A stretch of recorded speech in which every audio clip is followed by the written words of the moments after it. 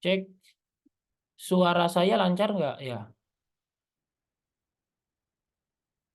Atau Tadi masih? yang putus-putus Mas Nah, tadi. tadi putus-putus ya. Sekarang udah lancar. Ya, putus-putus lagi Mas. Putus-putus. Oh, aku ganti koneksi aja sebentar.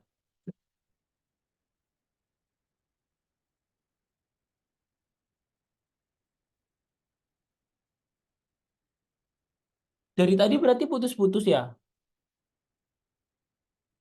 Pas selesai grafiknya. Oh, yang pas awal berarti enggak kan? Enggak Mas, insya Allah enggak. Enggak ada ya. Oke. Oke, lanjut. Tadi sampai mana ya? Nah, lanjut ya.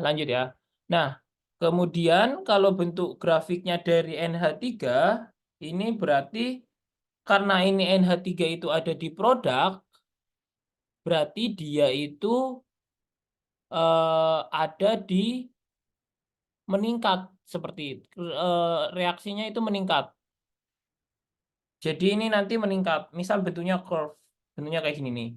Nah, ini konsentrasinya meningkat. Awalnya nggak ada sama sekali, dia berubah menjadi ada. Seperti itu. eh nah, seperti itu sih. Jadi yang paling untuk definisi yang dipentingkan ini, tanda positif sama negatif itu bukan suatu bilangan ya, tapi itu sebagai tanda dia itu menunjukkan posisinya ada di mana, di reaktan atau di produk. Seperti itu. Nah, itu terkait definisi. Nah, kemudian ini ada yang namanya stoikiometri laju. Jadi stoikiometri laju ini kayak gini. Nah, tadi kan itu tentang definisi ya. Nah, ini ada yang namanya, aku lanjutin dulu ya sedikit ya. Nah, ada yang namanya stoikiometri laju di sini nih. Jadi stoikiometri laju reaksi. Nah, jadi kita bisa memprediksi kira-kira reaktan ini seberapa cepat ya dari reaktan yang lain kayak gitu. Nah, ini dikaitkan dengan stoikiometri laju. Nah, ini aku lambangin dulu, misal ada reaksi, ini AA plus BB, dia berubah menjadi CC plus DD di sini nih. Nah, A kecil, B kecil, C kecil, D kecil ini adalah koefisien reaksi. A besar, B besar, C besar, D besar itu adalah reaktannya di sini. Reaktan atau produk. Reaktan atau produk. Kalau A dan B berarti reaktan. Kalau C sama D itu berarti produk. Nah, stoikiometrinya itu didefinisikan sebagai ini. Laju di A 1/A, laju A itu akan sama aja dengan 1/B, laju di B itu akan sama aja dengan 1/C, laju C di sini, laju C sama aja dengan 1/D, laju di D. Seperti itu. Jadi koefisiennya itu dibuat 1/, gitu. 1/, ini 1/, semuanya. Gitu. Itu maknanya ya. Nah, laju A itu didefinisikan sebagai apa? Ya tadi, 1/A, karena A ini ada di reaktan berarti minus konsentrasi A dibagi satuan waktu per delta T di sini, itu akan sama aja dengan 1/B minus konsentrasi B delta T di sini, ini akan sama aja dengan 1/C minus konsentrasi C dibagi dengan delta T. Terus kemudian 1/D minus konsentrasi D per delta T. Nah, itu stoikiometrinya ya. Jadi kita nanti bisa mengetahui, misal laju A-nya 5 molar per second nih. Nah, kira-kira laju D-nya berapa ya? Nah, kita lihat koefisiennya nanti. Koefisien antara A sama D itu berapa. Nah, ini kayak contoh di soal ini nih ya. Kayak ada di contoh soal nomor ini nih. Ini soal nomor 1. Aku kasih contohnya ya. Nah, dalam reaksi pembakaran butana, itu formulanya adalah C4H10, diketahui bahwa pada waktu tertentu laju pengurangan konsentrasi butana itu adalah sekian. Berapa laju pembentukan molekul air pada waktu yang sama? Nah, kita harus tulis terlebih dahulu reaksinya seperti apa kayak gitu. Jadi reaksi yang di sini pembakaran butana. Butana itu udah punya formula C4H10. Kalau dia itu dibakar berarti plus O2, dia itu akan berubah menjadi CO2 plus H2O. Karena ini reaksi pembakaran sempurna. Kita setarakan terlebih dahulu. C-nya di sini ada 4, berarti 4 CO2. Hidrogennya di sini ada 10, berarti dikalikan dengan 5. Kemudian kita hitung total O-nya di sini. Ini 4 kali 2, 8 plus 5. Berarti di sini totalnya adalah 13. Supaya 13 berarti di sini 13/2. Seperti itu. Nah, terus kemudian, nah di sini yang ditanya itu adalah laju pembentukan molekul air. Ini laju airnya berapa? Nah, laju molekul butananya ini udah ada di sini lajunya adalah 0,5 molar per second di sini nih. Mol per liter itu sama aja molar. Nah, ini laju H2O-nya berapa nih? Seperti itu. Nah, kita cari. Ini kan koefisiennya ini 1 kalau nggak ada. Berarti 1/1 laju C4H10 itu akan sama aja dengan 1/5 laju H2O di sini nih. Nah, yang ditanya ini kan laju H2O ya. Berarti laju H2O di sini itu adalah, ini dikali silang aja berarti ya 5 kali laju C4H10. C4H10. Nah, 5 kali laju C4H10. Nah, berarti laju C4H10-nya ini masukin 0,5. Berarti 5 dikali dengan 0,5.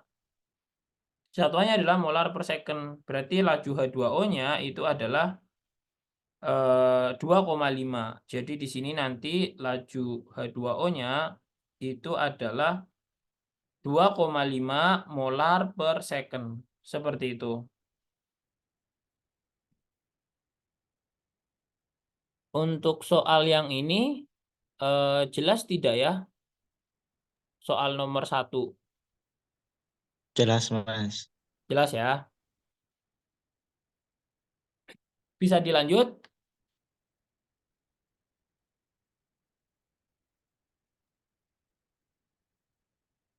Bisa, Mas. Oke, sip. Lanjut ke soal selanjutnya nih. Nah, ini mungkin yang udah masuk rada perhitungan. Nanti kalian sering gunain kalkulator aja ya. Nah, jadi ada yang namanya hukum laju reaksi di sini nih. Ada hukum laju reaksi. Nah, hukum laju reaksi ini itu eh dilambangin pakai kayak gini. Oh, tak tulis ulang aja. V, hukum laju itu namanya V di sini nih. V itu adalah laju reaksi di sini nih. V itu adalah laju reaksi. Laju reaksi. Kadang dilambangin pakai V, kadang dilambangin pakai R. V-nya itu berasal dari velocity, R-nya itu adalah berasal dari rate.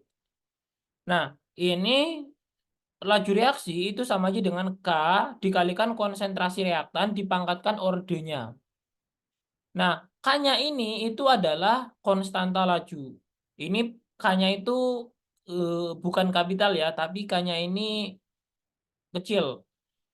Kalau K kapital itu nanti buat beda tanda lagi. K kapital itu untuk konstanta keseimbangan gitu. Nah, dipangkatkan suatu orde. Atau bisa juga dinyatakan V sama aja dengan konstanta lajunya ini K dikalikan konsentrasi produk pangkatkan orde. Nah, dalam eksperimen yang sering diamati itu adalah kita melihat konsentrasi reaktan, bukan melihat konsentrasi produk. Kenapa kayak gitu kan? Karena konsentrasi reaktan di posisi awal kita bisa mengetahui lajunya berapa. Kita tahu konsentrasi awalnya berapa. Tapi kalau konsentrasi produk, kita nggak tahu konsentrasi awal produk terbentuk berapa kayak gitu. Kita nggak tahu kayak gitu. Nggak tahu pada saat kapan produk mulai terbentuk, waktunya berapa kita nggak tahu kayak gitu. Karena di dalam reaksi kita kan mencampurkan dalam satu wadah. Kita nggak tahu berapa mulai terbentuk waktunya saat produk terbentuk nggak tahu kayak gitu kan. Sehingga kita lebih sering mencarinya menggunakan reaktan seperti itu. Kemudian orde ini didapat dari data eksperimen. Tidak ada kaitannya dengan koefisien gitu. Nah, tidak ada kaitannya dengan koefisien reaksi. Nah, jadi misalkan ini ada reaktan nih, ada P plus Q, dia berubah menjadi R plus Z. Nah, lajunya ini berarti didefinisikan sebagai K dikalikan konsentrasi P pangkatkan X dikalikan konsentrasi Q pangkatkan Y. Nah, X dan Y-nya itu adalah ordenya, orde reaksi seperti itu. Nah, biasanya pencarian laju reaksi ini dari eksperimen itu nanti ada beberapa data eksperimen ya. Ini contohnya nih. Ini ada contoh. Jadi misalkan ini ada suatu laju reaksi ya. Reaksi nitrik oxide dengan gas hidrogen terjadi pada suhu sekian gitu. Reaksinya ini 2NO plus H2 dia berubah menjadi N2 plus 2H2O. Nah, dari data eksperimen ini diperoleh eksperimen 1, eksperimen 2, eksperimen 3. Nah, ketika konsentrasi NO2-nya sekian, H2-nya sekian, ini ada initial rate. Jadi ada laju reaksi awalnya berapa kayak gitu. Kalau gunain konsentrasi NO sekian, H2-nya sekian. Itu ada 3 data. Nah, suruh nyari yang A, the rate law. Rate law itu maksudnya yang rate expression-nya. Jadi misalkan di sini kita mau mencari orde dari X kayak gitu. Orde dari X kita bandingkan eksperimen X ini kan orde dari NO kayak gini nih. Berarti kalau kita mau mencari X, yang dicari itu adalah data konsentrasi H2 itu yang konstan kayak gitu. Jadi misal kita melihat eksperimen 1 sama eksperimen 2 untuk mencari data konsentrasi X di sini nih. Jadi kita bandingkan V1 sama V2, ini masukin 1,3 kali 10 pangkat minus 5 dibagi dengan 5 kali 10 pangkat minus 10, 5 kali 10 pangkat minus 5 sama aja dengan K dikalikan 5 kali 10 pangkat minus 3 pangkatkan X, ini dikalikan 2 dikalikan 10 pangkat minus 3 pangkatkan Y. Nah, ini sama nih data yang kedua, 2 kali 10 pangkat minus 3, 2 kali 10 pangkat minus 3. Kita bisa coret. K-nya karena itu pada satu reaksi yang sama, kita juga bisa coret juga. 1,3 kali 10 pangkat minus 5 dibagi dengan 5 kali 10 pangkat minus 5, ini dapatnya adalah 0,26. Nah, 0,26 ini dapatnya adalah 0,5. Di sini kalau kita mau konversi ke kalkulator, ini gunain ini. X sama aja dengan 0,5 log 0,26. Ini ingatnya, ini konversi log ya. Jadi misal di sini ada 2 pangkat 3 sama dengan 8. Kalau kita konversi ke log, berarti kan 2 log 8 itu sama aja 3 kayak gitu. Gitu ya. Nah, kita mau mencari orde X-nya di sini nih. Kalau kita mau mencari orde X-nya, berarti kan kita sama kayak mencari pangkat 3-nya di sini nih. Ini sama aja 2 log 8. 2-nya itu didapat dari ininya 0,5. Berarti 0,5 log 0,26. Dan hasilnya adalah 1,92. 1,92 kita dibulatkan aja menjadi 2. Seperti itu. Eh, Kemudian kalau misal kita mau mencari orde Y berarti cari konsentrasi NO yang sama. Jadi misal di sini konsentrasi 1 sama konsentrasi 2 sama konsentrasi 3. Kita bandingkan lagi konsentrasi 2 sama 3. 5 kali 10 pangkat minus 5 dibagi dengan 10 kali 10 pangkat minus 5. Dan ini hasilnya setengah, ini bisa dicoret-coret ya. Setengah pangkat setengah Y. Nah, berarti Y-nya ini sama dengan 1. Karena 1, ya udah eh, ordenya berarti 1. Nah, hukum laju reaksinya berarti V sama aja dengan konsentrasi NO2 tadi X-nya itu dipangkatkan 2 berarti dapatnya 2. Konsentrasi H2 pangkatkan 1. Hasilnya rate-nya adalah seperti itu. Untuk soal yang ini, yang A dulu deh. Ada pertanyaan nggak dari kalian untuk soal yang A?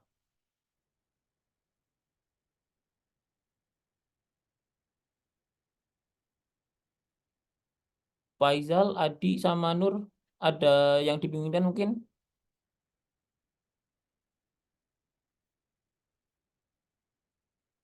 Di sekolah udah belajar ini belum ya? Sudah, Mas. Sudah ya? Oke. Insya Allah sudah. Berarti paham ya, cukup paham ya? Cukup paham. Nah, sip. Aku lanjutin berarti.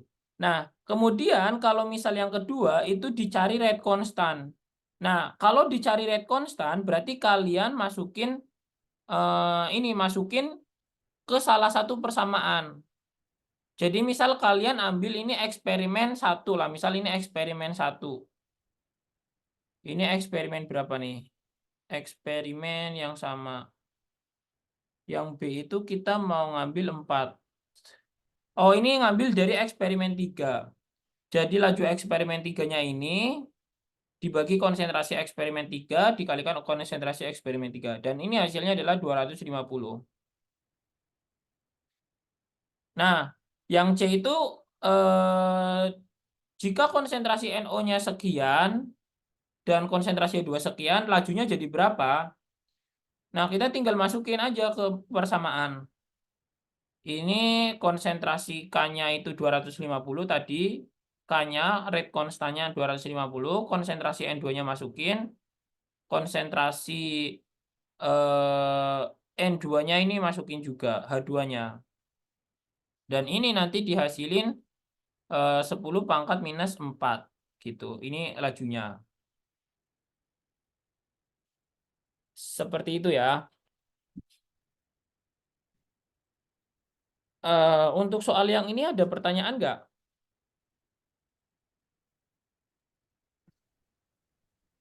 Untuk yang log-log tadi itu fungsinya di mana, Mas? Oh, untuk mencari log. Jadi Iya, kadang-kala kan kalian kalau di Indonesia langsung, oh ini setengah, satunya 1,5. Nah, caranya itu harus ngerjain dipakai kalkulator. Nah, kalkulatornya yang kalian pakai itu yang dikirim di grup bukan? oh kalau aku menghitung nggak pernah pakai kalkulator gitu, Mas. Biasanya pakai kalkulator HP. Oh, ya. Kalau misal pakai log, kan kadang-kala angka di OSN itu jelek ya. Nah, jadiin Ya, pakai log yang 10. Ini lognya berarti log yang mana ya? Log ini lognya log base 10 di sini semuanya ya. Eh Logaritmanya di mana? Logaritmanya itu di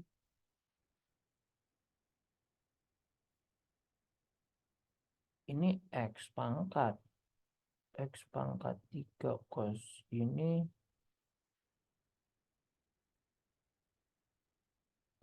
Ini nggak ada logaritma kalau nggak salah. Tadi itu lognya base 10, tapi ini lognya bukan yang base 10. Ini mintanya. Lognya ini log 10 semuanya, log base 10 semuanya. eh Coba aku tunjukin dulu deh. Ini ada kalkulator online nggak ya? Sebentar. Scientific kalkulator online.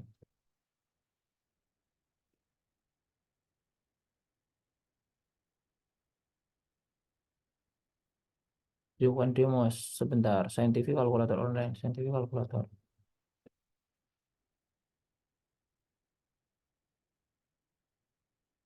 Nah, ini log ada nggak log?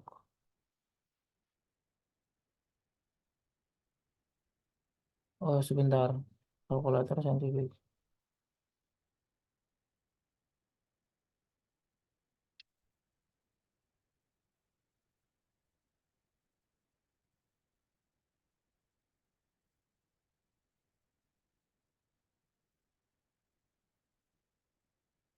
Hmm. Nah, ini ada sih. Nah, lognya dari sini berarti bentar. Lognya log PSP.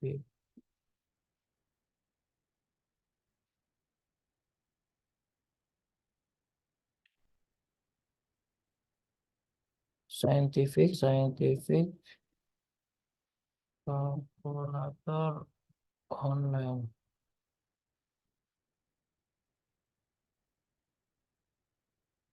Bentar ya, sebentar. Saya masih cari yang cocok.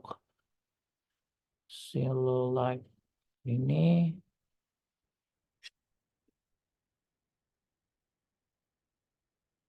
Nanti kalkulator web.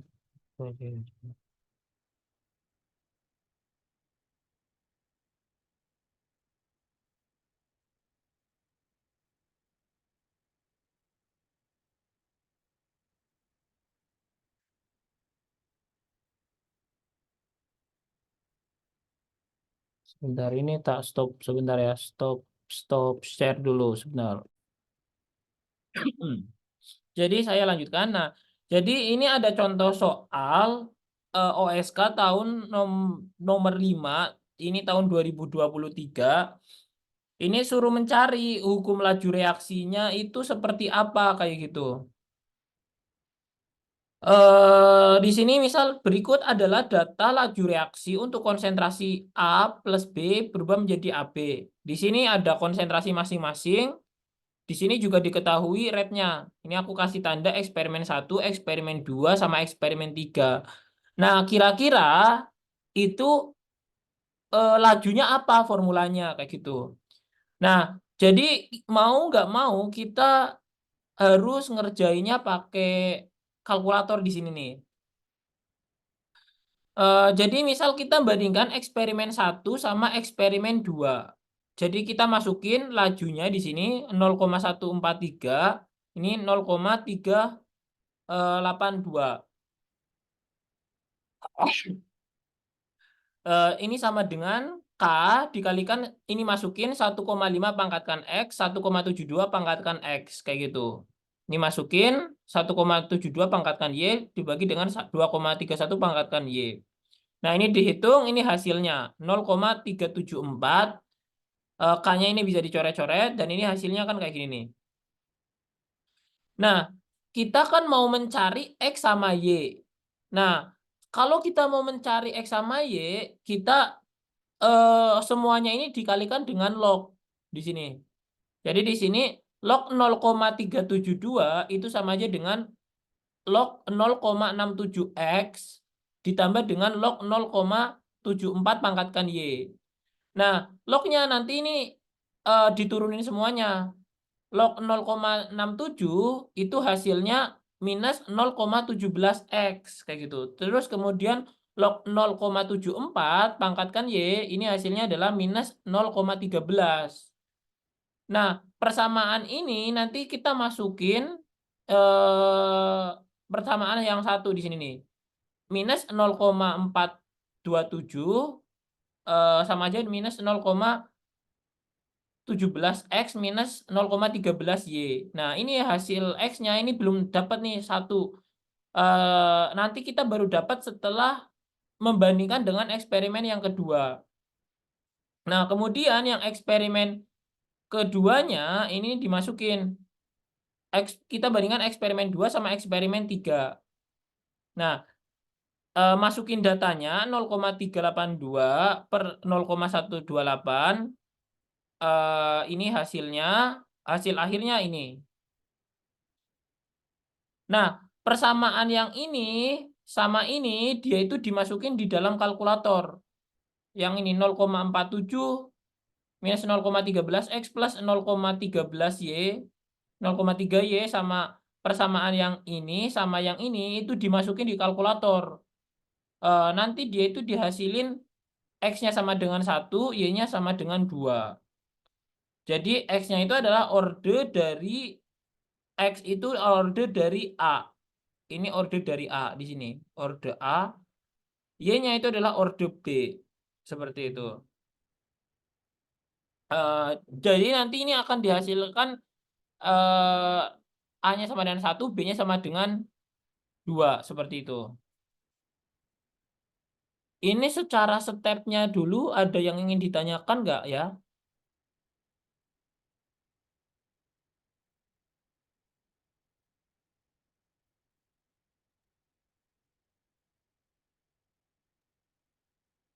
Gimana Nur Hayat? Insya Allah. Insya Allah aman, Mas. Aman ya? Berarti tinggal mengoperasikan alatnya ya? Ya, itu di kalkulatornya itu nanti masukin angkanya. Teman kalian ada yang punya kalkulator Casio nggak?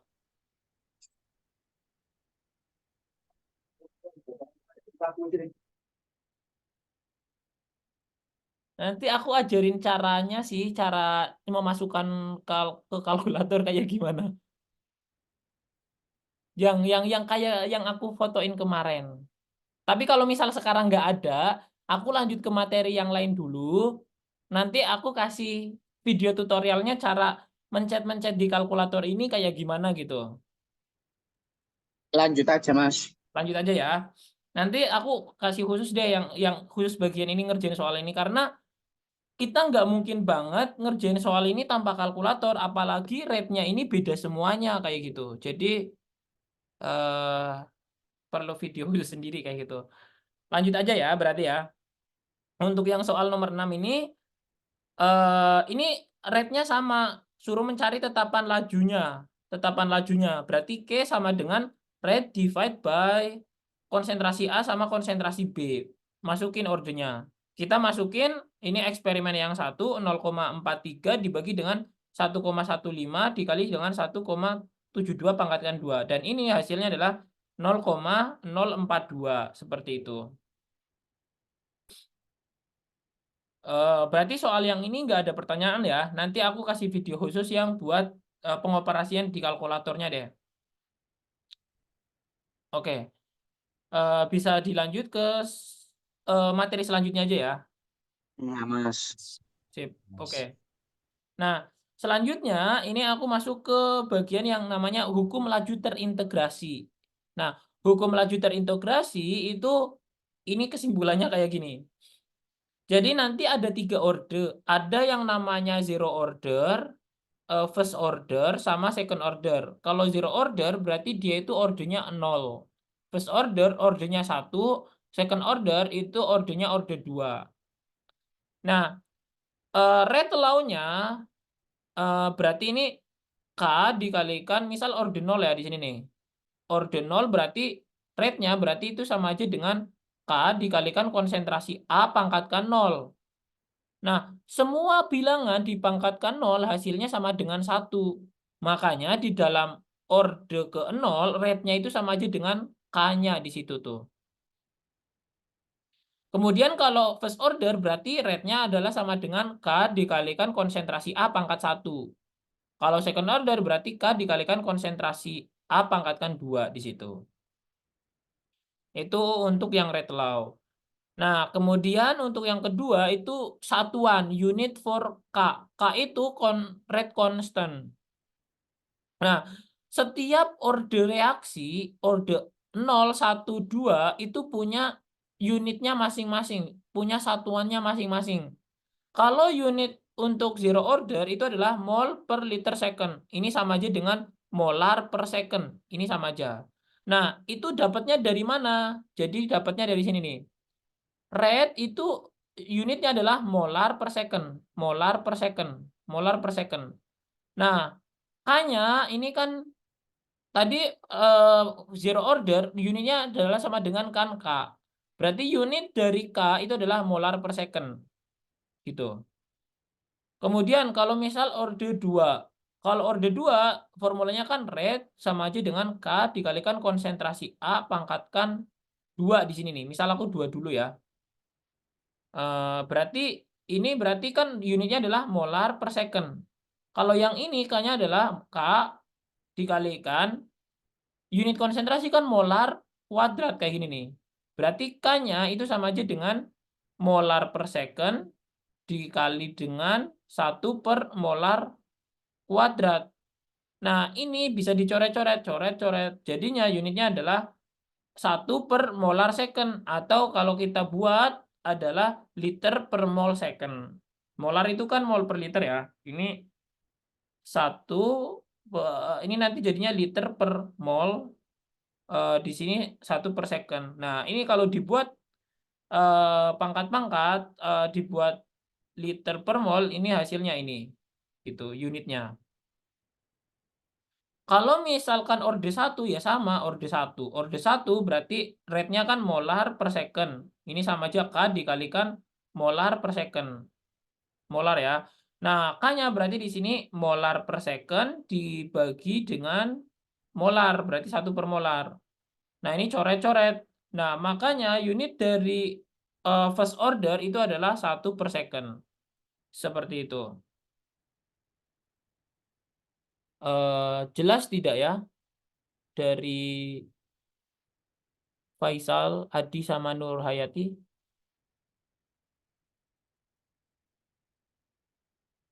Ada pertanyaan? Insya Allah aman. Aman ya. Nah, kemudian jadi yang kalian hafalkan itu unitnya. Unit untuk zero order, first order berapa. Kemudian di sini ada half life. Jadi half life itu adalah waktu paruh di sini. Ini nama lainnya adalah waktu paruh. Waktu paruh. Waktu paruh itu didefinisikan sebagai waktu yang digunakan untuk meluruh menjadi setengah dari semula. Jadi misalkan aku punya konsentrasi 1 molar. Nah, setengah dari 1 molar itu kan 0,5 molar. Nah, waktu berubah dari 1 molar ke 0,5 molar, butuhnya berapa? Itu dinamanya waktu paruh. Biasanya dilambangin T setengah. Nah, T setengah untuk zero order itu adalah ini, A0 per 2K. First order adalah ln 2 per K. Kalau second order itu adalah 1 per K dikalikan konsentrasi A0. Nah, terus yang tidak kalah penting, ini persamaannya masing-masing yang ini nih. Kalau zero order, persamaan akhirnya ini. Konsentrasi AT dikalikan konsentrasi AT sama dengan minus KT plus konsentrasi A0. Terus kemudian kalau first order itu adalah pakai ln. Ln itu logaritma natural. Beda sama log ya. Jadi di kalkulator itu nanti ada yang namanya ln, ada yang namanya log. Kalau ln itu logaritma natural. Logaritma natural itu ln AT sama dengan minus KT plus ln A0. Terus kalau second order ini adalah yang ini nih. 1 per AT sama aja dengan KT plus 1 per A0. Gitu. Jadi palingan 3 bentuk ini aja yang dihafalin. E4 sama half life.